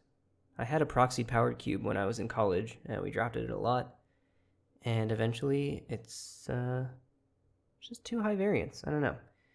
I like a higher degree of player agency in my games, whether they be Magic games or other types of games, than Vintage Cube typically tends to offer. And, you know, I get that there were a couple spots in these last few matches where I could have played a little more tightly and possibly won a game or two here or there. But, I mean, the match against the Mana Crypt opponent, I feel like I played pretty, relatively well in game 1, and then just got killed by Mana Crypt in games 2 and 3. And I don't think very many people enjoy losing those games, but I don't really particularly enjoy winning those games. I don't really feel like I won by a test of skill or anything like that. I feel like, you open Mana Crypt, you draft it, sometimes you draw it, and then you win the game when you do draw it. So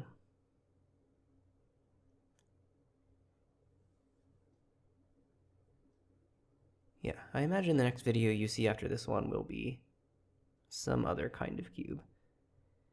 And yeah, hopefully a wide diversity of cubes. That's one of my goals here, is kind of showcasing a lot of different types of cubes. And this is the one that is the most easily accessible to me right now. But as I start growing a little bit, I'm going to be trying to hop into some Discord servers, draft on there, and get a little wider of a variety for you and for me, because I'm going to enjoy those cubes more than I enjoy this one. So sorry to be such a downer on Vintage Cube, but oh, they passed? Okay, well, there was my whole monologue. My opponent is now at 36. They still have infinite mana. I can Fast Bond, I can Oko. I probably want to Oko their Aetherflux Reservoir, because frankly, I don't even know if they can win without that card. It seems obvious that they don't have anything else to do with their infinite mana, so it's gonna be Fast Bond, Plains, Oko your Aetherflux Reservoir. And then I can start attacking in the air again with the Genercent. Okay. I'm probably going to want to put the Teferi onto the battlefield too. And I don't know what I'm going to bounce with it. Maybe Displacer Kitten. They have enough mana to play it again, but that is a big gate on mana. Let's play this. We're going to yield to these.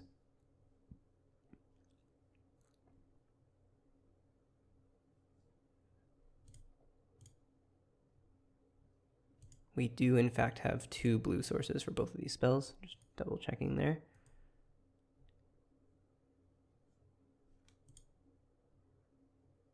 I wonder if they have Force or something. Might be better to cast the Oko first. We can also move to combat here now that the Teferi resolved. We don't even care if they have counter magic at this point. Okay. So let's jump this. Gonna crack in for 9 here. I only have 1,999 land plays remaining.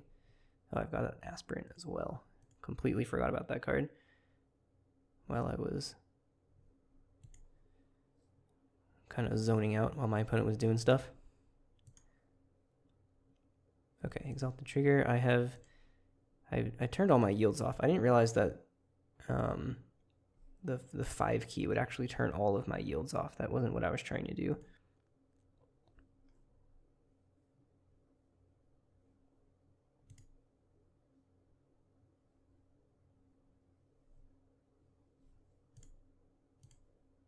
I'm gonna bounce that kitten. Maybe should have elked the kitten and bounced the reservoir. I'm not really sure. Because the kitten, of course, can just un-elk stuff.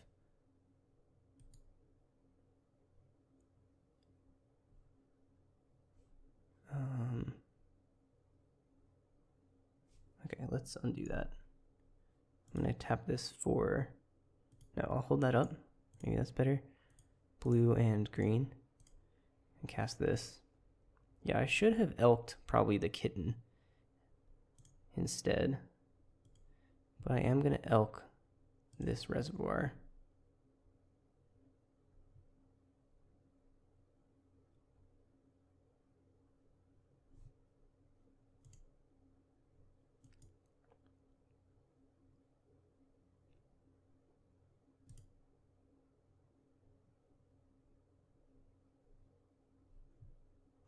I still have leyline binding up if I need it.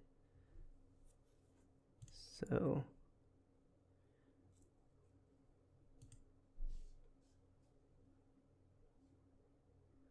see how this goes.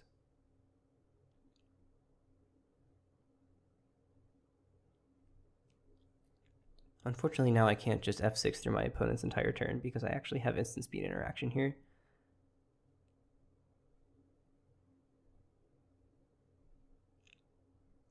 Okay, kitten is back. Does this target itself? Wow, it does. Oh, but they can't cast anything at instant speed anyway, so I can just eat it with the binding without fear. Okay, frantic search, triggered ability, target the grim monolith. Let's get rid of the kitten.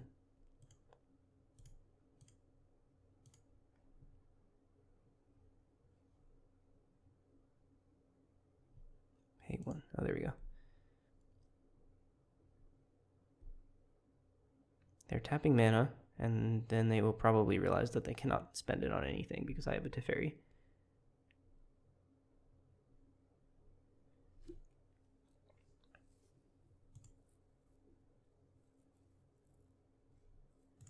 This is going to target this.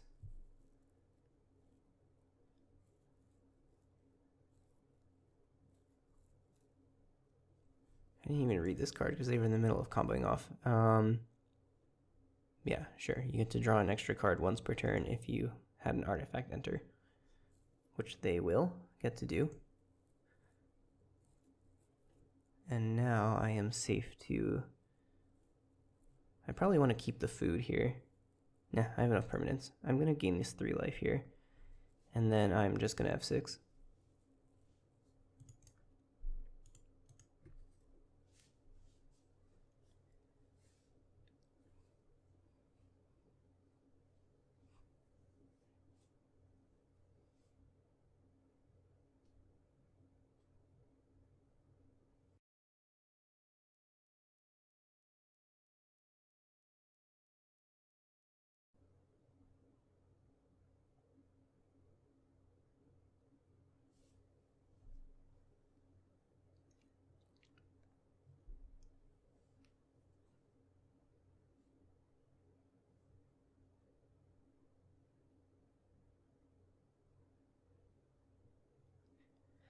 Alright, well, anyway, I guess we're back to spectating over here.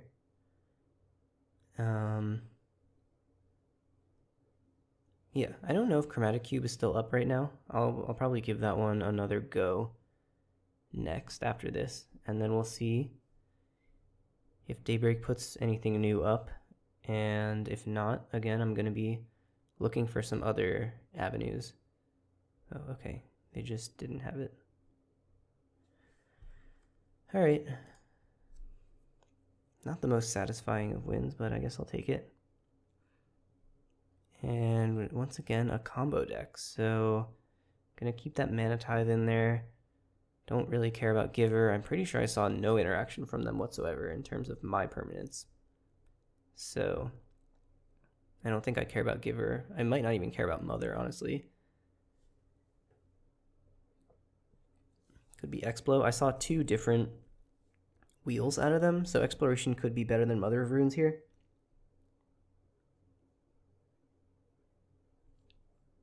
Let's do that.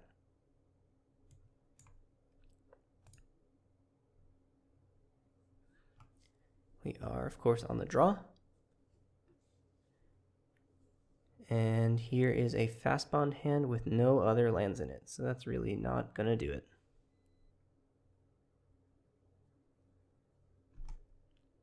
I'm going to in that one, and here we have Land Mana Tithe, which is cool. And yeah, this is good enough. We can cycle the Generous Ent for a red source if we want. I actually think I'm going to put the Thraben Inspector back here, because I want to hold up Mana Tithe, and definitely want to keep the 4th and the Generous Ent, which is our red source. Maybe we put the Wandering Emperor back. It's probably not super relevant against what our opponent is doing, and the Thraben Inspector digs us a little deeper for that 4th land. Okay, let's bottom the Wandering Emperor. I've talked myself into it.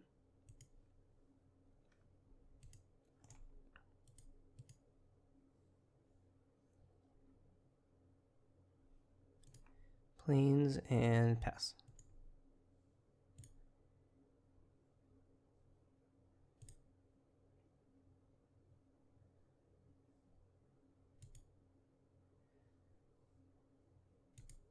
It's fine. I think we have to... Oh, they have their own fast bond.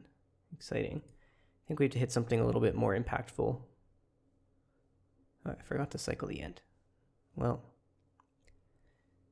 Yeah, I've gotten myself all distracted. I'm going to pay the 2 life. I'm going to put the Thraben Inspector onto the battlefield.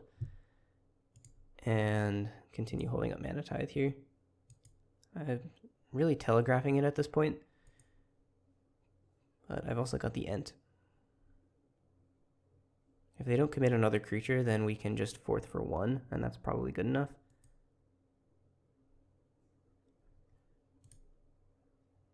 Gonna cycle that Ent.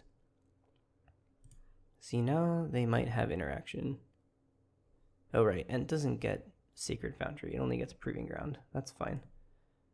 I'm gonna grab that Proving Ground. We're gonna play that for turn to set up the 4th. And then, again, we're just gonna hold up the Mana Tithe, then we can potentially Clue Token if they don't present anything that we care about. They do have a bunch of really impactful 4-drops in their deck. So, yeah, that's fine. Still 4 mana here. Show me Displacer Kitten.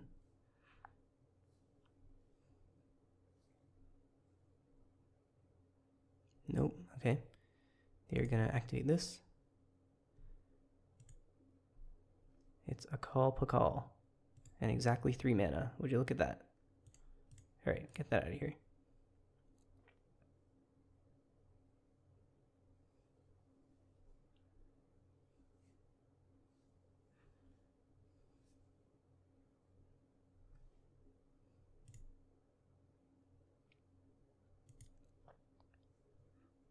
Waterlogged Grove. Okay, so we are just gonna 4th for 2 here. We get to leave back the Thraben Inspector to block the Scrapwork Mutt, and then next turn we'll slam the Timeless Dragon, and hopefully we are just... Oh. They scooped to 4th. Okay. Well, I guess perhaps my opponent is about as sick of losing to nonsense cards as I am. But, yeah. That is a 1-2 that I think probably could have been a 2-1, honestly. A little hypocritical of me to complain about how high variance the format is, while at the same time telling all of you that I probably could have won one of those matches if I'd played tighter. But I think both things can be true. There's a spectrum of variance when it comes to Magic formats, and I happen to prefer the lower variance end of the spectrum. That doesn't mean that the higher variance end of the spectrum is not skill testing, it just means that it's less skill testing, which is totally fine if that's the kind of thing you're into. Yeah, we might come back to this when Vintage Cube comes back up. I know it's fun to watch, but hopefully more of the content going forward is going to be a wider spread of unique cubes. Definitely important to me to try and showcase the community in that sense. So stay tuned for updates on that. And in the meantime, we'll see what other stuff I'm going to post. We'll see you next time.